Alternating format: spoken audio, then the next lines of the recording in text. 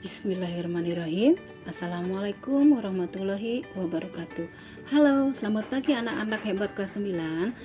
Kita bertemu kembali di pertemuan yang keempat, yaitu dengan pembelajaran PPKN ya.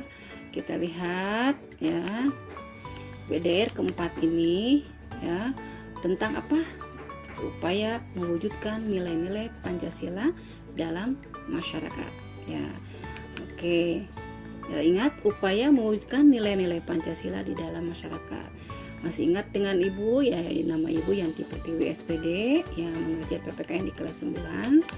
Oke, kita lanjut. Tujuan pembelajaran pada kesempatan ini yaitu satu, setelah pembelajaran ini ya, peserta didik mampu menginternalisasikan nilai-nilai Pancasila sebagai dasar negara dan pandangan hidup bangsa dalam wujud nyata ya. Jadi maksudnya begini, kalian bisa mewujudkannya karena keinginan sendiri. Setelah kalian paham, udah kalian punya keinginan sendiri untuk mewujudkannya. Seperti apa sih nilai Pancasila kalau kalian laksanakan di lingkungan sekitar ya. Kemudian yang kedua, peserta didik dapat menyebutkan upaya-upaya pemerintah untuk mewujudkan nilai-nilai Pancasila. Kemudian yang ketiga, peserta didik dapat menyebutkan upaya-upaya masyarakat untuk mewujudkan nilai-nilai Pancasila. Oke, kita mulai. Nah, upaya-upaya pemerintah untuk mewujudkan nilai-nilai Pancasila ada beberapa hal. Satu, di bidang politik. Seperti apa dan contohnya? Nah, pemerintah menyelenggarakan pemilihan umum secara luber dan jurdil. Apa itu luber dan jurdil? Luber itu langsung, umum, bebas, rahasia, jujur, dan adil. Selanjutnya di bidang ekonomi, sesuai dengan pasal 33 bahwa penyelenggaraan ekonomi itu secara kekeluargaan dan atas dasar kebersamaan, menganut sistem ekonomi yaitu kekeluargaan yang diwujudkan dalam bentuk koperasi. Yang seperti apa koperasi itu? Dalam koperasi itu ada simpan pinjam dari anggota, oleh anggota, dan untuk anggota. Bidang sosial budaya ya, adanya pelestarian kebudayaan daerah yang dijadikan kebudayaan nasional. Kebudayaan dari daerah Aceh, Riau, Manado, Jawa Barat, Jawa Tengah, Jawa Timur, Papua, dan sebagainya dilestarikan dalam berbagai bentuk event-event tertentu. Nah, sekarang kalian sering melihat di televisi maupun di internet ya. Kemudian bidang pertahanan dan keamanan oleh siapa?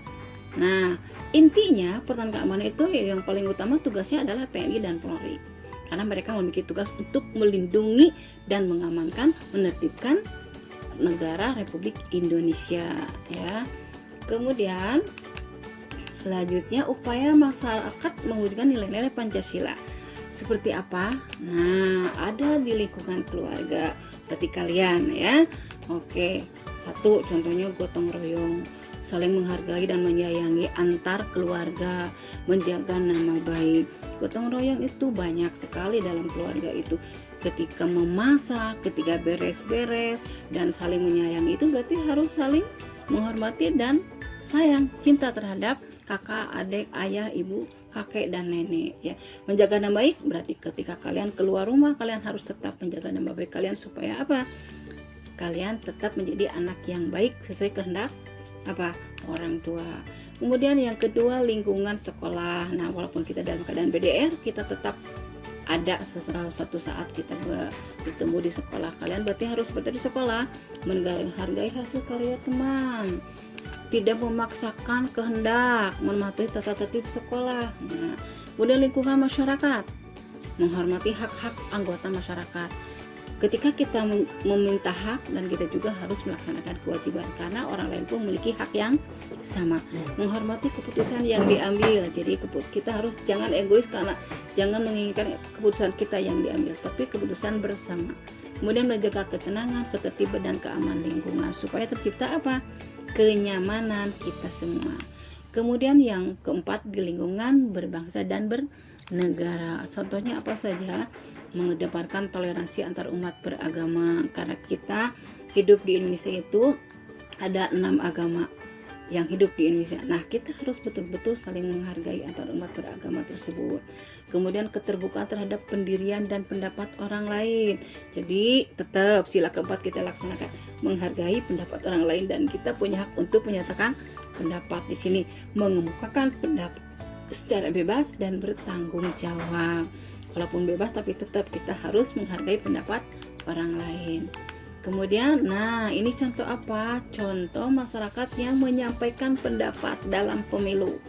Jadi pemerintah mengadakan pemilu itu untuk apa? Supaya aspirasi masyarakat bisa terlaksana. Nah, di pasar, hak konsumen, hak penjual, hak pembeli itu diatur dalam suatu peraturan perundang-undangan. Kemudian, nah ini tarian dari Saman, dari tarian dari seluruh Indonesia itu sering dipertontonkan ya, baik itu di televisi maupun bahkan ke luar negeri. Kemudian, nah ini ada barisan polisi, ini ada barisan tentara mereka lah yang mewujudkan nilai Pancasila untuk mempertahankan dan keamanan negara. Kemudian ini gotong royong di lingkungan masyarakat. Kalian ingin membersihkan lingkungan dengan cara mengubur sampah-sampah yang bisa dikubur. Nah, ini adat budaya Indonesia yang sangat beragam, dari pakaiannya, dari tariannya dan sebagainya ya. Kemudian, nah ini perbedaan ras, warna kulit, bentuk muka. Indonesia itu dari Sabang sampai Merauke itu wajahnya berbeda dan bentuknya pun berbeda, tapi tetap kita satu, yaitu Bhinneka Tunggal Ika. Walaupun berbeda tapi tetap satu, yaitu Indonesia. Kemudian ini yang terakhir, nah mereka juga orang Indonesia, mereka menginginkan lingkungannya aman. Jangan hanya terlalu mengandalkan polisi dan tentara, kita juga harus mengamankan wilayah masing-masing. Ini ngeronda ya. Oke, ternyata sudah selesai. Terima kasih ya. Ya, jadi pertemuan keempat ini intinya kita simpulkan bahwa ketika kita ingin mewujudkan nilai-nilai Pancasila, baik itu dalam kenegaraan atau pemerintah yang sudah melaksanakan satu, yaitu di bidang politik, bidang ekonomi, bidang sosial budaya, bidang pertahanan dan keamanan.